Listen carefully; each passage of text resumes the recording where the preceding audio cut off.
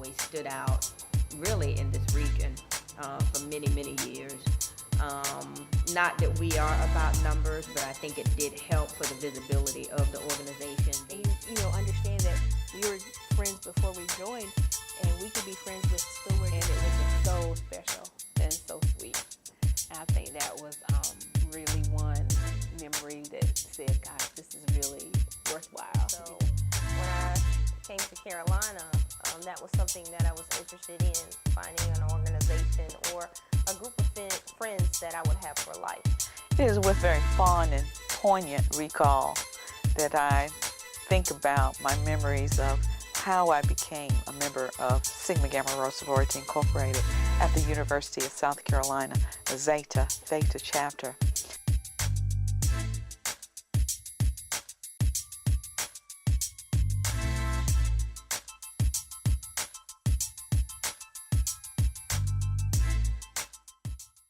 So Girls Night In is on Tuesday, and we have a lot of campus offices coming in. We've invited a lot of specifically young ladies to come in.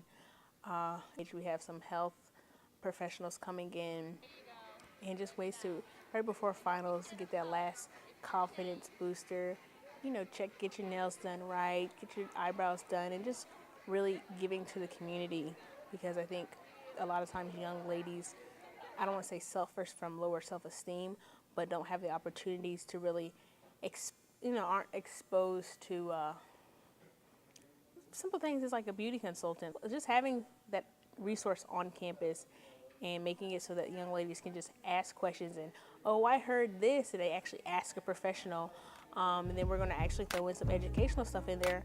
The Zeta Theta chapter of Sigma Gamma Rho Sorority Incorporated is known for their helpful, imaginative service and awareness events, such as Girls Night In or Cookies and Condoms, that directly or indirectly are linked to their national programs, such as Wanamujimu Essay Contest, Project Reassurance, in conjunction with March of Dimes, and Project African, to name a few.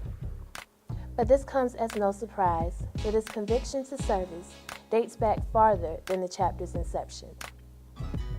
About 52 years prior to the charter line at USC, 7 women came together with one common interest. On November 12, 1922, 7 school teachers, Mary Lou Allison Gardner Little, Dorothy Hanley Whiteside, Vivian Irene White Marbury, Nanny Mae Gon Johnson, Hattie Mae Annette Doolan Redford, Betsy Mae Downey Rhodes Martin, and Kabina McClure, gathered on the campus of Butler University in Indianapolis, Indiana, to form a sorority that through its sisterhood and service would be a beacon of light to all womankind. Also, the women that were also drawn into that first charter line with me, we were all kind of off the beaten path, I guess you would say. Very brilliant young women, because all of them now have very prestigious positions, very bright and beautiful, physically beautiful women. And so I think that's what drew me, was the level of intellect and also just really nice girls. And that was what really drew me in to deciding to go Sigma Gamma Rho. My beginnings at Zeta Theta was very interesting. I was young. I was 19. I was a sophomore, just learning the Greek community, learning the Carolina community.